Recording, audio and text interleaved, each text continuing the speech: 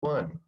Hello, everyone. This is Gary Wilson, and welcome to this week's live Path to Prosperity webinar. Most people, I just checked the attendee list, are investor agent students, but we do have some students who are in the rental program. A rental, basically called rental profits without the pain. It's how do you actually buy rentals and not make mistakes. Great class today was at Houston Metro, and a lot of investors in the room with the agents. And the most common problem I see when people first start investing is they try to just really spend as little as they can for the most cash flow they can get, which kind of makes sense, right? The challenge is with that type of an approach, you often find yourself with a lot more headaches. It's just a difficult way to grow a portfolio, okay?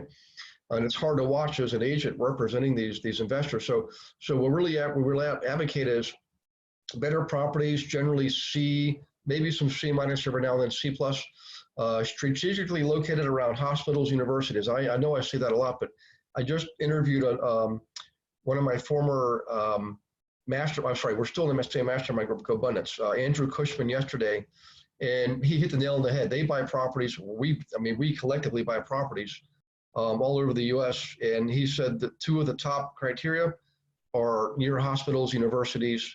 He also mentioned military bases. But he mentioned military bases. He wouldn't focus the decision solely on that. If you got two or three of those factors, you're going to shape. So the thing about universities, colleges, and hospitals, they almost never go away. I mean, have you ever known a college or university to close down? Okay, or every now and then very rarely are there hospitals that close down. If they do, it's because they're generally merging with another. So that happened for a while back in like the late 80s, early 90s, but I really haven't seen that for a while. So in any case, let's get into the subject tonight. So first thing, administratively, Victoria noticed that, we're all on default, in default mode, by default in mute mode, excuse me. You can use the chat box for questions, which is what we do. Sometimes I will unmute you, we'll go live audio. We've done that a few times in the last couple of months.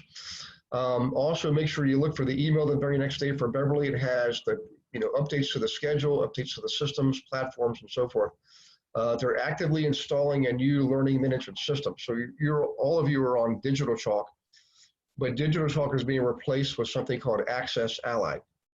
Okay, and that'll be coming out next year. You're grandfathered. Anybody who's in or out, you don't have to worry about switching or anything. You're going to be grandfathered in. But they do updates to other things too. So keep an eye on those emails, lots of good information in there. It keeps you on top of things, right? So without further ado, let's jump into tonight's subject, okay?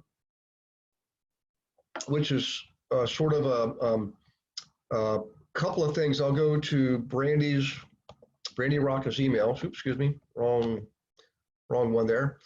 And then we'll go to Vince's email. So let me do a screen share on this so you can see Randy's email. Hang on just for a second. Share, and there's that right there. I'm going to share that now. You should all see on your screens an email, and right at the top it says, "Hi Gary, I hope all is well." So Brandy, if you could do me a favor, shoot me a chat on your chat. Just say, "Hey Gary, I can see your screen." Okay, and then I'll know that we've got Christian. Okay, Christian already said that, so good. Good to see you, Christian, by the way. By the way, Christian, I actually interviewed Dave the other day, Dave Gambasini, on the podcast. So look for a podcast coming out the next few months with Dave Gambasini on it. And obviously, I know you know him. He's just a great citizen, real good guy to have in your network, With any luck, we'll get him back to KW. If I can help, Christian, let me know in that regard, by the way. So in any case, let's go ahead and jump into this. So Brandy's a pretty new student, probably in Module 2. I think she's past Module 2 now, so fairly new from the Austin area. And first of all, she's just letting me know the things that she's done. She's listened to some of the podcasts. The podcasts have lots of good stuff, guys. The recorded webinars have a lot of good information. I mean, hundreds of them, okay, that are out there. And now we've got probably, 30, 40 podcasts out there with varying subjects like buying properties. It's on the courthouse lawn, basically sheriff sales, things like that. 1031 exchange. Let's see what else. Airbnb, assisted living, mobile home parks. I mean, just all kinds of stuff is out there. And you can't go wrong with, just download them. You can strip off the audio. If it's a webinar, you can strip off the audio and listen to it in your car. Just that the thing is the more you make yourself available to learning, eventually you start to realize how much you actually know, and you can be productive, not just in brokerage, but for yourself as an investor or other investors too, for that matter. So in any case, let's see, she's read 2 modules. She's got questions, which we're going to go over tonight. Okay, she joined the Fannie Mae listing agent. So in module 2, I give you links for several different websites where you can find properties that have been taken back by the quasi-government agencies, Fannie Mae, Freddie Mac, and also the ones that are absolutely government agencies, the VA, Veterans, and HUD Home Store, okay? In fact, we may look at 1 or 2 of those tonight. So in any case, let's see, also they named their group, the study group, the Austin Dominators. Cool, I like it. So it's a group of, I think, 10 of our students. They're meeting Mondays at 3. So this is their own internal study group, right? So everybody around the country use this as a model. This is what we like to see, form study groups. You just, a lot to be said for that. So many benefits from forming study groups. Okay, now let's move on to item number 1. I found only a few banks in Austin on the bank tracker. I printed out a report from each bank. I noticed on each bank, I looked at their total assets and printed those, had large numbers. I'm not sure if that is what we should look at. So let's just do this. Let me go over, I'm gonna bring up a bank tracker. So hang on just 1 second. Oops. Bank tracker, here we go, investigative workshop. Banks, okay. So I'm gonna type in, and by the way, for everyone listening, if you wanna easily find the local community banks in your area and you're just not sure who they are, you can simply Google, New Hampshire community banks. And the word community actually means something in the world of banking. It actually implies something important. And legally speaking, and otherwise too, in other words, these are banks, they have to invest in the community that they operate in. Okay, it's one of the criteria. And they also have to make sure they make loans in those areas too, like a twofold thing. So let's do this. I'm going to scroll this down. So, oh, by the way, let me do a screen share. Hang on 1 second. Screen share. Let's do new. Is that right? Yeah. Okay. So you should now you should all see something that says IRW Investigative Reporting Workshop with the word bank tracker across the front of a building there. So you should see that. If one of you could just shoot me a quick chat and say, hey, Gary, I see the screen, that would be great. And I'm going to scroll down. So we bring this into view. And I'm going to just start typing Austin. Okay. Austin Bank, Texas National Association. Let's check this out, Mandy. Let's go to, let's see. Let's try Guarantee Bank. That looks like that'd be a pretty small community bank. And let's see what we see. Whoops, excuse me. Home bank methodology. Well, that's weird. It didn't work out a blank screen. Let's just pick one. Austin. I'm gonna have to retype that. Sorry, I'm getting the spinning symbol. My computer's thinking about it. So hang on just 1 second. Let's see if it'll let me do it this way. I don't know why this is hanging up here. Hang on 1 second. Oh, here we go. Okay, Austin. Now let's see. Let's just do the first one, Jacksonville, Texas. Okay. All right, so we're going to scroll down here. You're going to see this trouble. So you see right here, Brandy, I'd scroll down. You basically got 12 blocks of data. And the 13th block says troubled asset ratio is 4.22. That means they have troubled assets. They have loans that are in trouble. Okay, so I generally like to see something more around the 10% range or higher. They're generally going to be more agreeable to striking deals. But let's just take a look at the rest of the numbers here. So they have over 11 million in troubled assets, okay? Now their total assets is 1.8 billion. Total deposits 1.5 billion, loans 1.3 billion. They got $250 million in capital. Loan loss provisions is that can't be right. Loan loss provisions is only $1 million. So Brandy, here's the challenge for this bank. See where it says loan loss provision is $1,088,000, and then we scroll down here to troubled assets, and it says 11 million. That means they've got virtually at least 10 times as many troubled loans as they got loan loss provision. So that's a challenge for a bank. Okay, I don't want to use the word issue, but let's just maybe we'll just call it an issue. Okay, now they do have reserves of 13 million, so that means they're okay. They got enough in reserves to cover if all these loans went south. The 13 million reserves will cover those losses, but they don't like to do that. That's why they have loan loss provisions. This is what they have set aside specifically to cover loans that go south.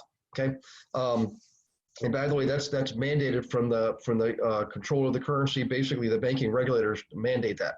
So, Brandy, this might be a bank that I would entertain visiting. I don't know exactly where Jacksonville, Texas is, although I did type in Austin. Let's just go back. Let's try it again. Let's see what else we get. Okay, this website is definitely needs to be rebuilt. It's very slow. Okay, let's try another one. So Austin County State Bank in Belleville. Well, I know where Belton is. I don't know where Belleville is, Brandy, but I know where Belton is. So let's see what this bank looks like. So they've got troubled assets of only 1.63. They got loan loss provisions 105,000, troubled assets 325, and well over 2.40 million in reserves. So they're probably okay. But in any case, Brandy, the way this website works is, as soon as you start typing in a bank name or a town, it'll pre-fill the rest for you. So that's really how we use that. And hopefully the description I just gave you of not just looking at the loan loss ratio, but also looking at those other 12 blocks. We're looking to see what they have in low loss reserves, what they have on regular reserves, and also what they have in non-performing assets. Okay, and whenever you have non-performing assets exceeding loan loss provisions, that's a bank I would go visit. However, we generally like to see the ratio, loan loss ratio, non-performing asset ratio or troubled asset ratio, upwards of 10%. That's the basic rule of thumb there. Okay, now let me check the chats here for real quick, guys, and then we'll go back to another question. Okay, let's see. Randy's asking, go to Public Employees Bank. Okay, let's go to Public Employees Bank. And let's type that in.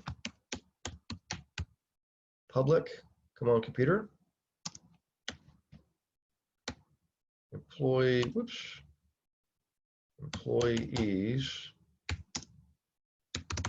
Bank. It doesn't look like it's going to find anything there, Brandy. It's not going to find Public Employees Bank.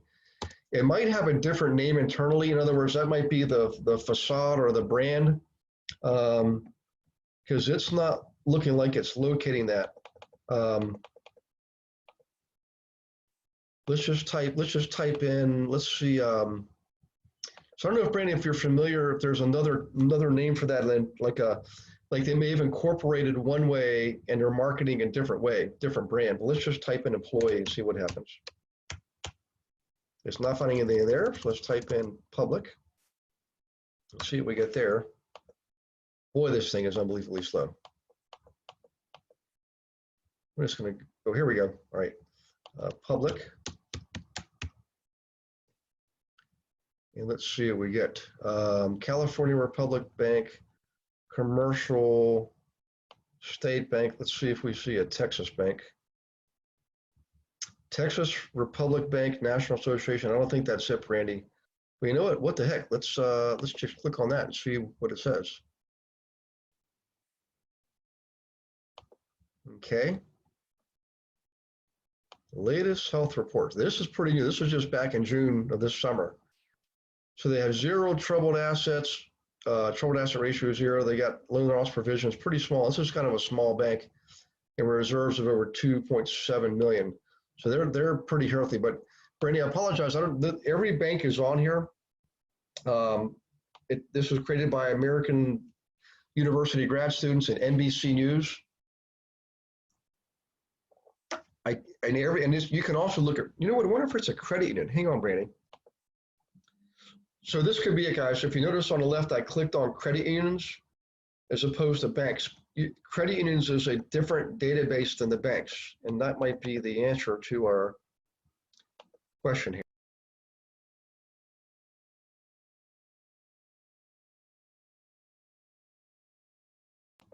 Sorry, I just muted myself about that. Okay, public employee bank. Let's see what we get. Didn't like that. Let's just go, let's do public employee. Okay, we got public employee looking like it's showing some results. Public employees, here we go, Brandy. I think I found it. It's under credit unions, and it looks like Austin, Texas. So let's see what it says. Okay, troubled asset 4.4, troubled assets 1.5 million, and loan loss provisions 500,000, reserves 800,000. Hey, Brandy, even though the troubled asset ratio is pretty low, I think I will go visit that bank, specifically for this reason.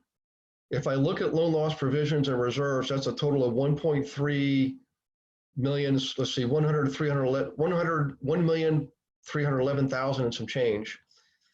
And the total troubled assets, loans in trouble, is over. It's greater than those two combined. It's greater than 1.5 million.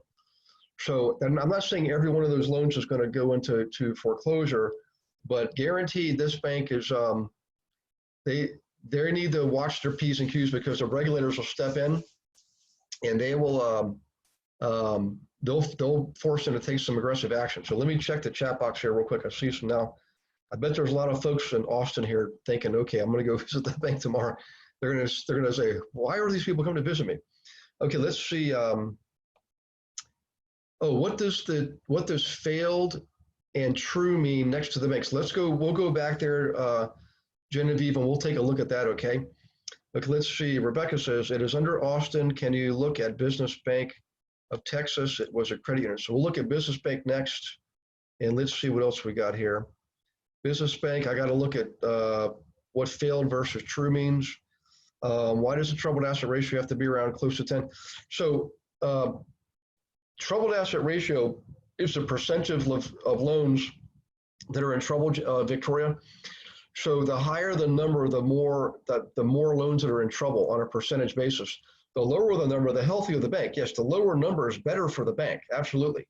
But for us investors and agents looking to get a good deal from a bank, the banks that have higher ratios are going to offer the better deals, okay? So I think, Luann, we kind of covered that. What do you look at the banks? What is the position? So again, I'm looking for a loan loss provision, and I'm looking at the troubled assets, okay?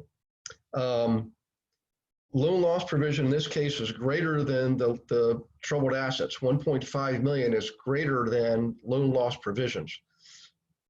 Combine that or couple that with troubled asset ratio. I've got kind of a nice little view of the bank. The higher the ratio, the more trouble they're in. And when I look at the actual numbers, I can see why they're in trouble. So that's why I look at all three. But the bottom line with this one is this bank, I would probably visit it. Okay. So Louis saying, I haven't found any information this good for Canadian banks. Do you know if it exists under Stats Canada or Statistica? Yeah, Louis, unfortunately, of course, I'm up there myself. I haven't been able to find anything that's like a combined database. I know the data exists because Canadian banks are regulated, obviously, just like U.S. banks. The big difference here, guys, this is for everybody paying attention to this. See, in Canada, the reason we didn't have the big recession, even though we're right next door, we don't sell our mortgages up there. We don't sell them. Every bank is a portfolio lender bank, okay? So what that means is every bank is being far more diligent in their due diligence and scrutinizing borrowers, okay? There's some great loans up in Canada. Believe me, you can now get loans easily. I mean, 2%. I mean, it's just crazy, the interest rates that are up here. So in any case, so Louis, unfortunately, I'm not aware of any online tool. what we've done is we would just literally go visit the banks. So we can find, there are websites that where you can see foreclosures. And what we would do is we would go visit those banks directly. That's what we did. We would go visit the banks directly. Okay, so Brandy's saying, to clarify, you add the loan loss and the reserve, and if it is less than the total troubled assets, then this bank you want to reach out to. Absolutely. So really, Brandy, to be more specific, we actually just look at loan loss provision because that's the specific dollars that are set aside to cover lost loans, okay? The reserves is simply another account, if you will. It's on their accounting system. Reserves is there to not specifically to cover loan losses. It's there for other purposes. So now what I know is when a bank's in deep trouble, the regulators will say you've got to go into your reserves to cover the additional amount you need to cover loan losses. That is not a good thing to happen, okay? So two different things, but I know this, if this bank combined doesn't have enough to cover the troubled assets, you've got yourself a potential candidate. So, okay, let me go back here. Let's see. What was another question? The position, we want to look at Business Bank of Texas and credit unions. We'll look at failed versus true. So let me do that, guys, and we'll move on here. So let's go back. Okay. Hang on one second. Back to the top. Oops. Well, whoever programmed this website, it's they need a more robust platform. Okay, so we're still in credit unions. And let me go back to Brandy's message. I can't remember what the heck that was. Let's see, that was Business Bank of Texas. Thank you very much. Business Bank of Texas, okay. Come on. Okay, we're just got a little bit of a hang up here on the website. Okay, Business Bank. It didn't find that. Let me just double check the spelling here, or the name. Excuse me, let's see. Business Bank of Texas and credit unions. That is what it is. Okay, business. Let's just take the bank out and see what we get. Business and industrial. So Brandy, it didn't find that. Let me just go into regular banks, okay? And type business. Whoops, hang on, we got to start over again. Whoops.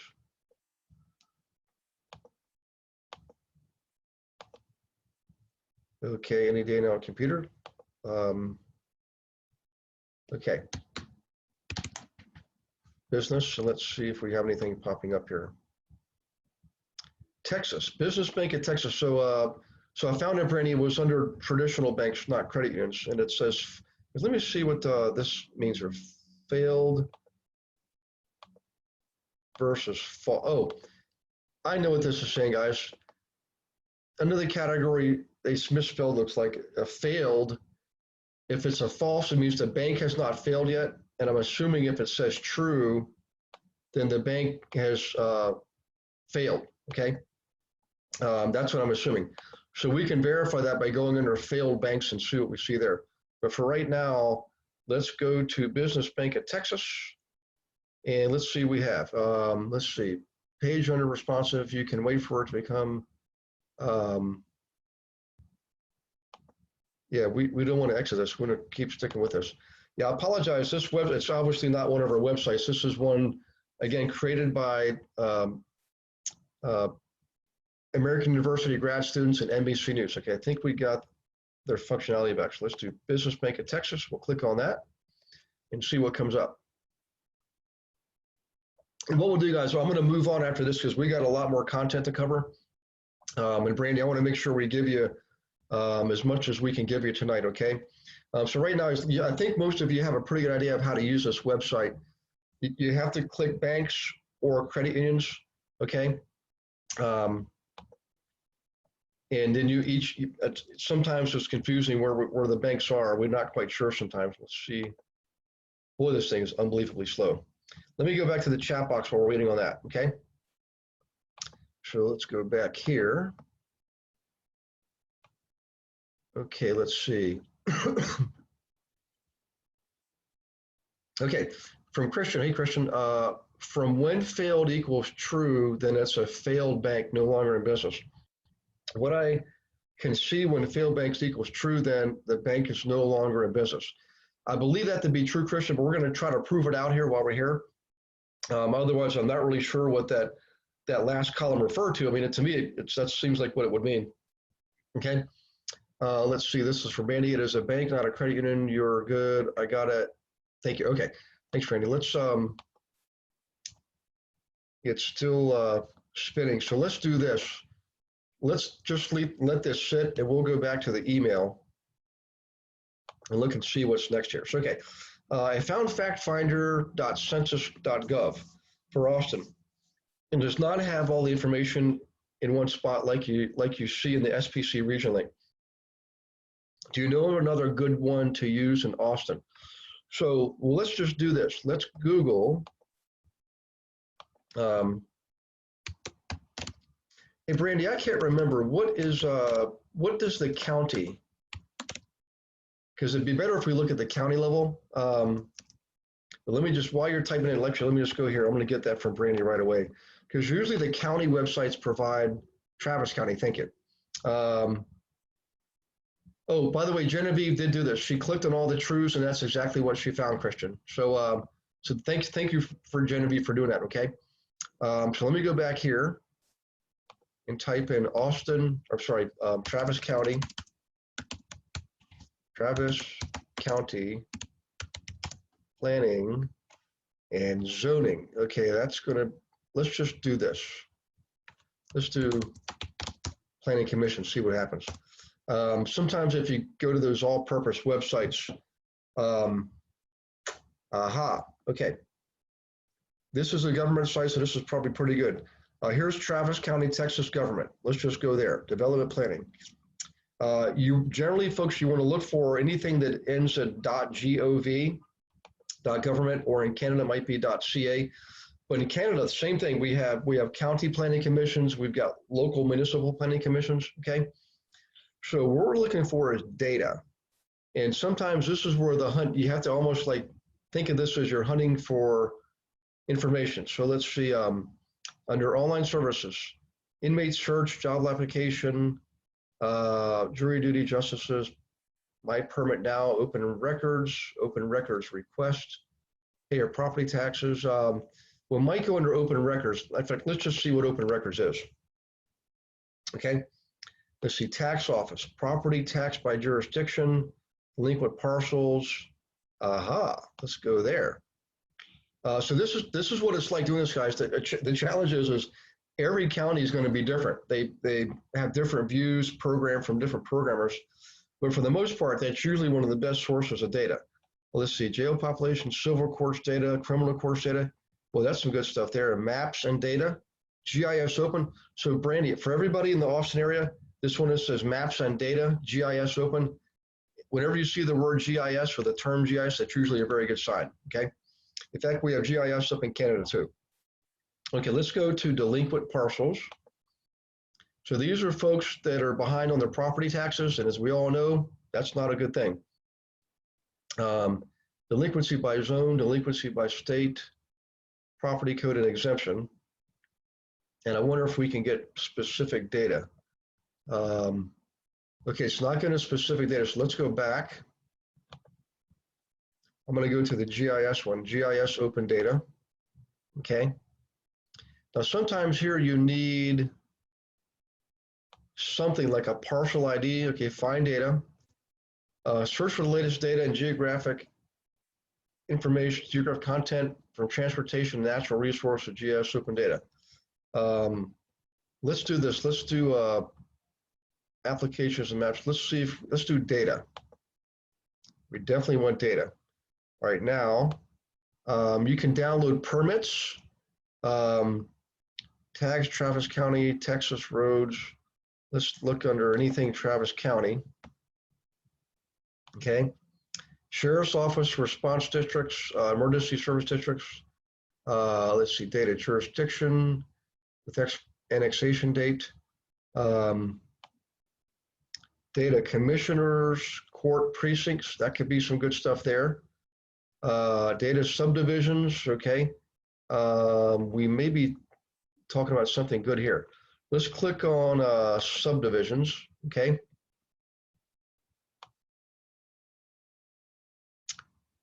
Attributes, alternate fiscal, annotation, clerk link, comments, court date, document number. Well, there's all kinds of stuff you can search on here, guys. Record date, date or time. Let's check this. Show more, let's see. See, some of these things look like they're clickable. Some are not. So I'm not sure how they determine what is and what's not. Well, let's just pick one. Shape, we don't really want that. Vacate date, not sure what this is. We'll find out, okay? Yeah, we don't want to do that. Let's go backwards. So let's see what else we can find here. I think I'm going to go back one more level, actually.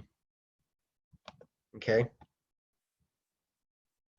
By the way, sometimes, I mean, you could spend a good bit of time doing this sometimes.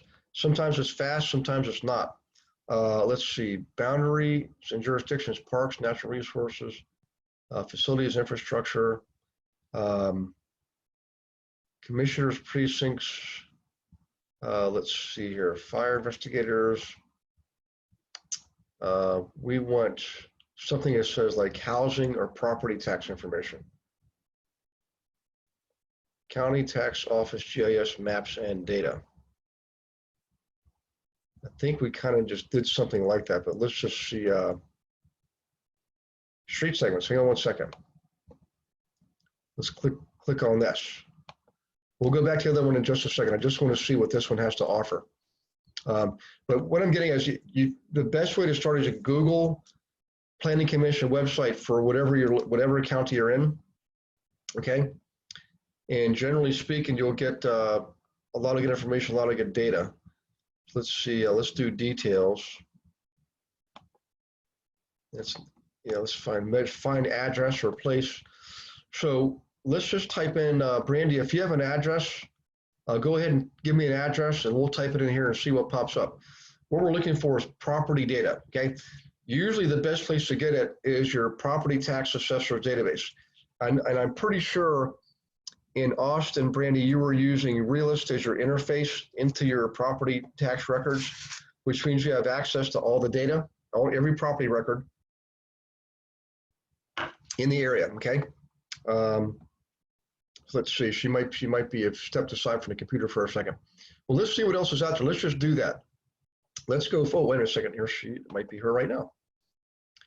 Okay, let's, the appraisal districts in Texas have most of the property tax info. Thank you, Genevieve. Appraisal districts. So let's do this. Let's get out of here. And I'm going to go back to, this is the craziest thing. Orange County First Securities. We don't want that. We've already done all that. Let's close that out. So let's go Travis County Appraisal District. Let's see what we get. Let's close that out, open up this one.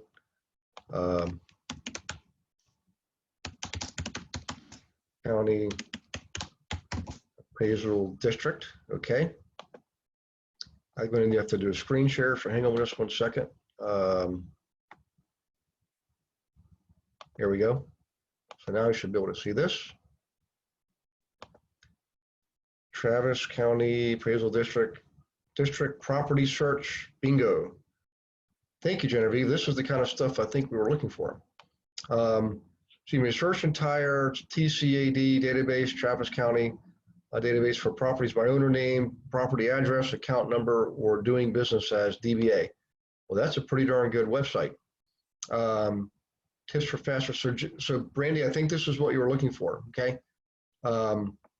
Property search. Let's just see what we get. Actually, we're already there. So let me go down. Okay, let's see if we can, sometimes you need like a lot and block number. Let's do an advanced search. So I think I like this one so far. Property ID, geographic ID, doing business as, abstract. subdivision, mobile home park, condo. Okay, this is a pretty good search engine here. So if we have a street, if one of you wants to type in a street, let me know and I'll type it in here. Let's see what kind of data pops up, okay? So perfect, thank you. Oh, you're very welcome. Okay, all right, well, I think you get the picture. Let's go ahead and let's go back to the email. We can always, I'll leave this up, we can always come back here, guys. But I just wanna keep showing you how we can get through some of this initial stuff here. Let's see, she joined Melissa Data. Melissa Data, that's good. Now, Melissa Data, you really don't have to have an account. If you take the link that's in the email, the after class email, also in module 2, that Melissa Data link is in there, and you can key it in directly, and you bypass all the account stuff, okay? All right, now, here's some good stuff. So Vince, if you're on, this is for you too. Number 4, as far as data for schools, should we look at the elementary schools or the school districts themselves? It actually, so for everybody listening, it really depends on where you are. It depends on your population density and the size of your school districts, okay? So for right now, I'm in Houston. We have some massive school districts in Houston, okay? With sometimes, lots of high schools. So what I would do in an area like that, if your school district is really big and has lots of high schools, I would run the school report based on the high school name, not the school district name, but the high school name, okay? This whole discussion, by the way, is for US. In Canada, we don't even have the school information on our MLS. We have to use like the section field, there's different, the area field, things like that. That's what we do in Canada. We use Canada Post to get other information too. So back to this. If you're in an area, here's a general rule of thumb. If your school districts only have 1 or 2 or 3 high schools in them, then you can run it at the school report at the school district level. If you have a population of, say, more than 1 million people, if your population is less than 1 million people, then you can run the school report on the individual school names. You can do it at the high school level, the junior high, or the elementary school level. It's really up to you. Just know this, the lower level that you go to, if you go to the elementary school level, you're gonna have a lot more columns and the report will be much larger, which isn't a bad thing necessarily. You'll have much more accurate finite data. I generally do like high school levels because every high school is served by a couple of junior highs and a couple of elementary schools. And so you have a really good snapshot of data about the area in a way that's important to our consumers. They all are concerned about the school district, right? And where their children are going to school. But again, back to what I was saying before, if you're in a very heavily populated area, in your school, you have a lot of school districts, or you have school districts with a lot of schools in there, you may want to break them down to the school level. But if you have school districts with 1 or 2 or 3 schools in them, or high school, excuse me, then just keep it at the school district level. Randy, I think right now, just knowing what I know about your area, I would run it at the school district level first, and don't be selective. This is one of the most important things I can tell you guys is the value in the school report is the data that it shows you. So instead of telling the report which school districts to do all the school districts in your area, in your MLS area. Whatever your MLS covers, the area that it canvasses, include all the school districts in that area. The reason is you'll get data on every part of your area that the MLS covers based on something really important to our consumers again. But more importantly, none of us can sell properties in every single neighborhood in our lifetime. And maybe you can, but in most cases, we'll sell a few hundred properties in a career, a few thousand maybe for the top 5%. But the reality is your knowledge of all the areas is never going to be totally complete. It will be almost a daunting task to have sold and listed properties in every area, every neighborhood in your area. So what happens is our brains are telling us, let's go here because I know the area. I know it's a good area. But if you run the report, you'll get valuable data that may show you areas you may not have previously considered, okay? So that's why we run the report, because it shows us the actual facts. It gives us the actual story, the truth in the area based on data. So let it tell you where the areas, all the different areas for flipping and so forth, okay? So that's an excellent question. And that's one of the most common things I see people do that it really shouldn't be done, is to try to customize the report to eliminate some school areas and only focus on others. They value the beauty in the report. One of the beauties is that you run it on the entire area and you'll identify all the areas that make good sense for flipping or buying rentals, okay? Okay, now, let's see, I never received the property analysis form. So that's actually online, Brandy. Brandy, let me go there. Let me just close out some of these. I'm just going to close these out. Let's go to my investment services. So I want to show you where you can get the calculators, guys, okay? Let's see, we're going to go to members area right over here. Actually, let me do screen share. So share and that one there. Okay, now you should see what I'm seeing. So I'm on the My Investment Services website. Click on members area. Okay. And by default, we're all several level members. Okay. And you have to log in, of course. So if you scroll down on the left-hand side, guys, is the blue panel, vertical panel up and down. Scroll towards the bottom. The very last entry says analysis forms and calculators, okay? So click on that. And you will see in here the basic cash flow analysis worksheet. We'll just click on that.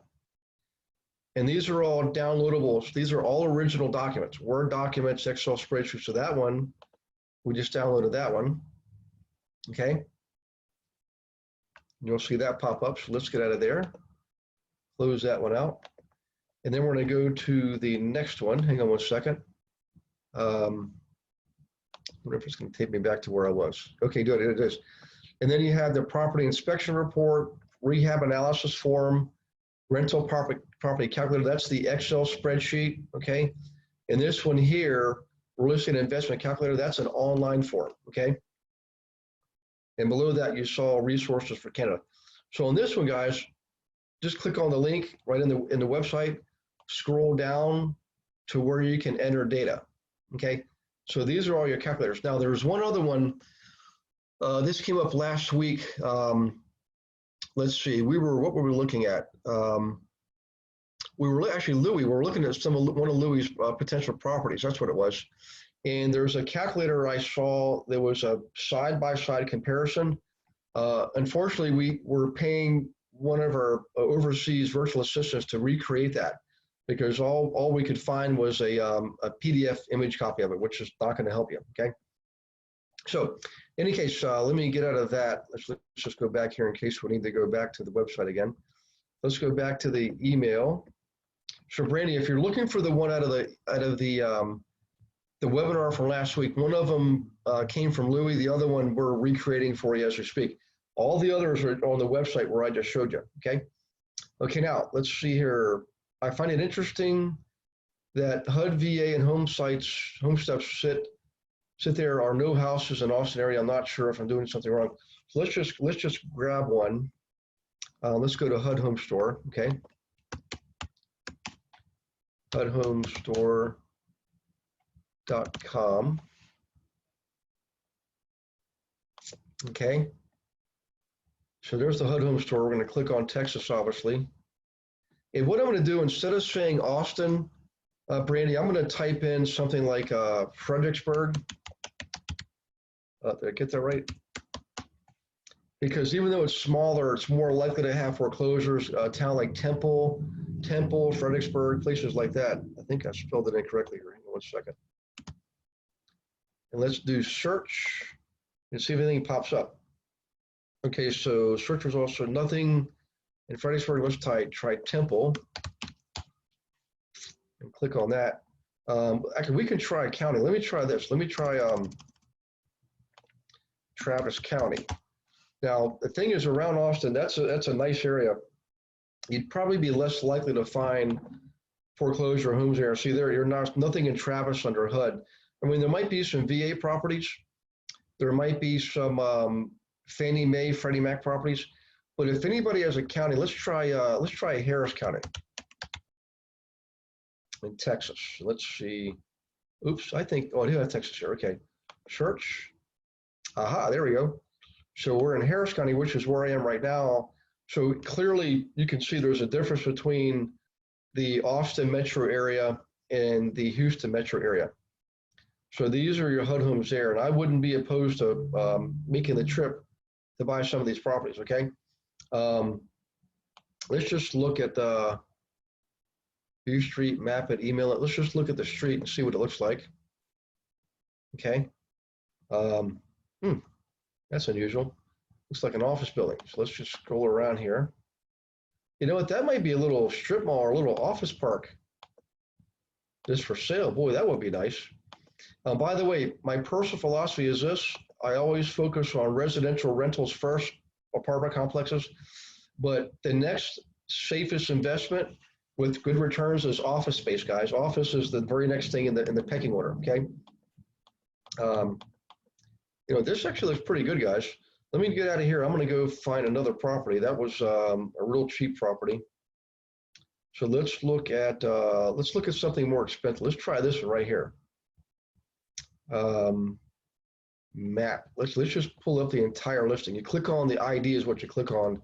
It brings up the property itself. See, that's a pretty nice looking property. And this is in Hockley, Texas. Harris County, guys. I don't know what the average pricing is in Hockley, Texas, but they're asking $294. Looks like a pretty nice place actually. So this is how you look at HUD properties. You can look at the addendums. Let's click on addendums.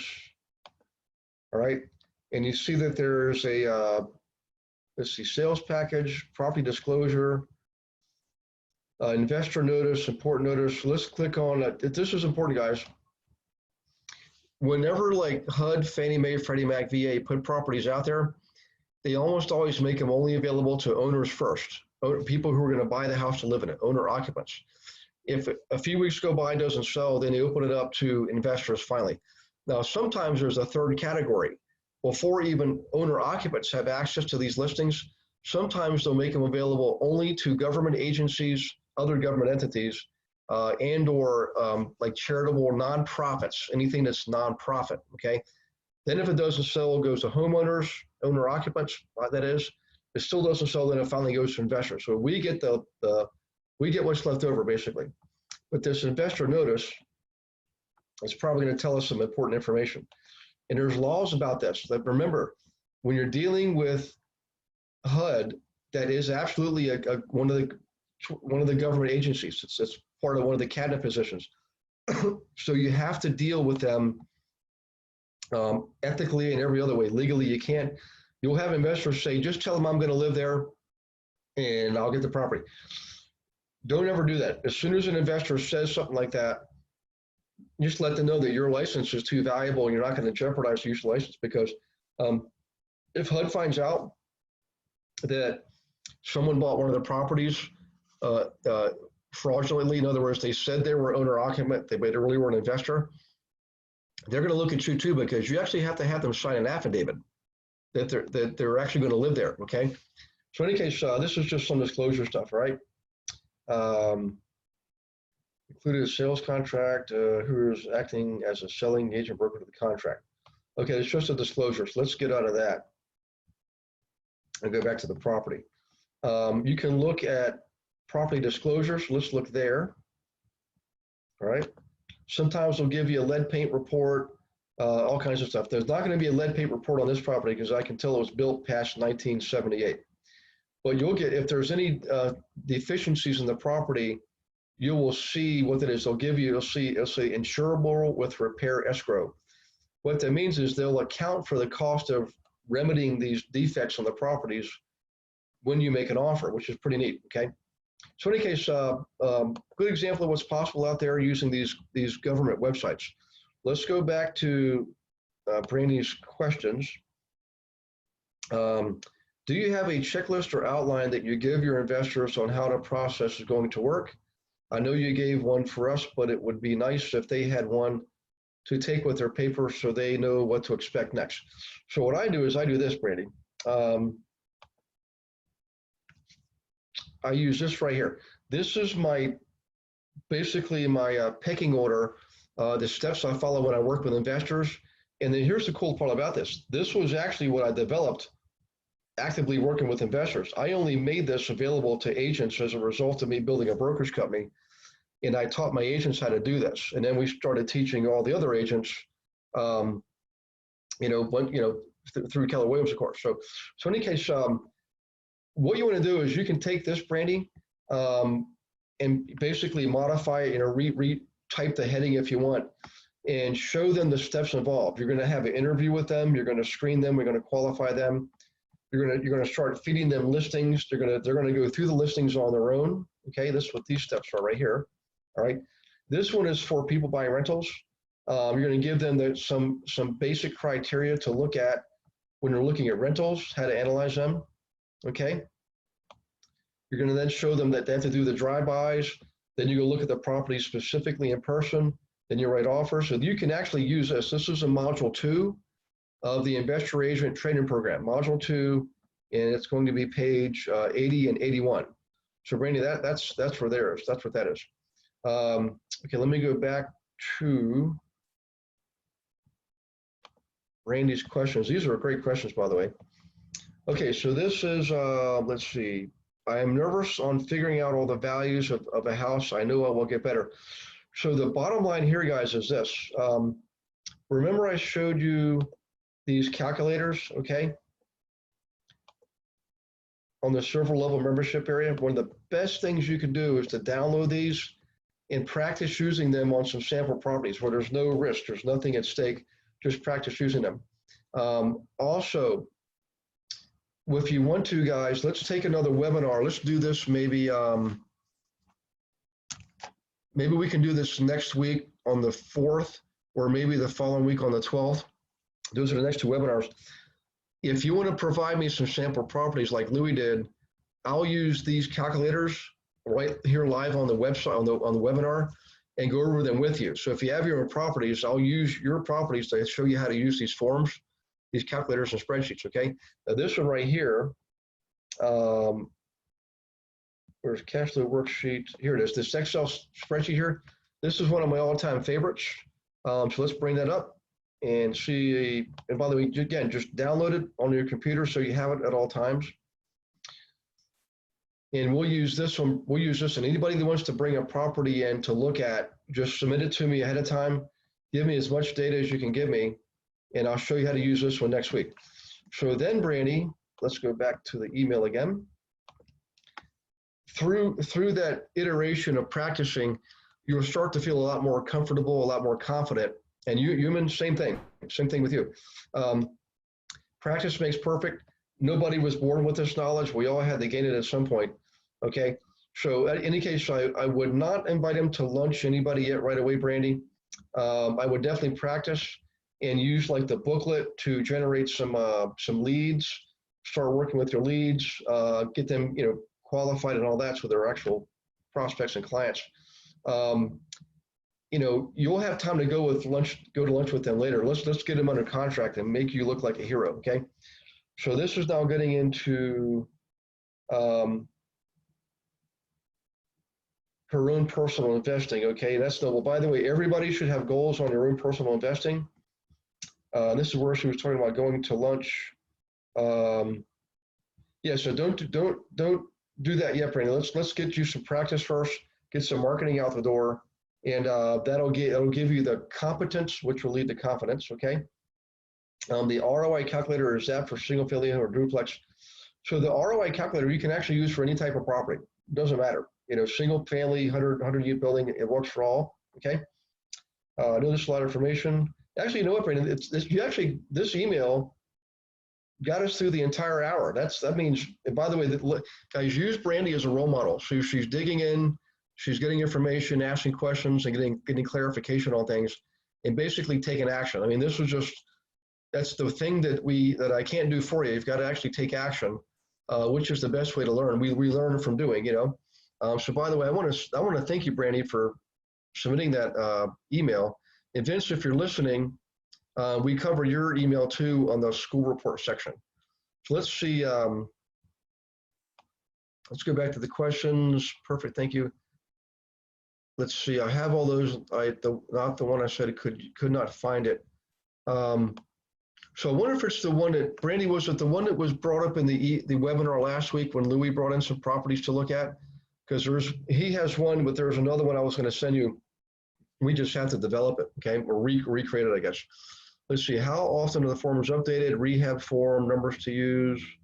I think you're looking at in Harrison County. They only show one in Harris. So the forms, it's really based on it. The forms themselves are pretty well fixed. Anything that has numbers in there, those are just sample numbers. Those really don't mean anything. And what you want to do is you want to download the originals, and through your own efforts of working for yourself or for your clients, is to use those forms with your numbers.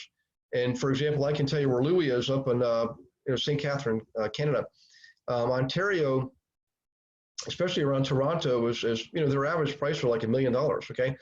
But if you go down to, let's see, some of you are from, the Houston area, there's parts of the Houston area where the average home price is like 165. So it's a huge difference.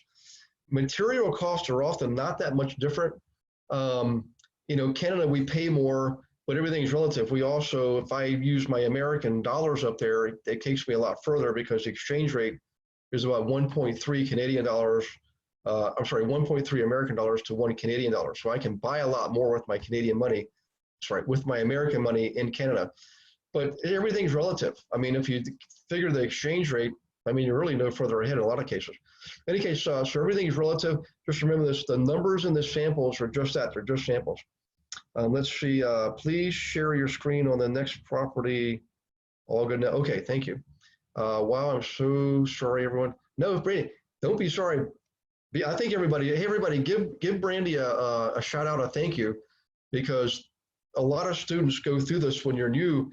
I mean, I would rather you have these questions up front now at the beginning part, so that later on when you get into the marketing, you're operating with confidence. You're doing marketing based on real knowledge of the area. So this is like perfect. Everybody's saying thank you. Thanks, Adrian, Genevieve. So listen, guys, I'm going to go ahead and call this one a wraps. Thank you all for participating. I will see you next week on the 4th, which is Monday at 6 Central, of course, 7 Eastern, 4 Pacific, and 5 Mountain. And why don't we go over some properties? If some of you can submit some properties to me, we'll maybe take 1 or 2 or 3, maybe like 1 flip and 1 rental, for example, maybe a small rental and a bigger rental, because I want to keep this momentum going, because we're going through the content, and then when you start to do some marketing, you'll feel a lot more comfortable and confident. So in any case, let's see. So Vince, I'm glad you're on, because we went over the school report, so we got your email covered too. I think that's it, guys. Yeah, I think that's it. So listen, you guys take care of yourselves. Hope you have an awesome rest of the week, and I will see you next week. In the meantime, take care, and God bless you and your families, okay? So we're going to, let's see, I think that's it.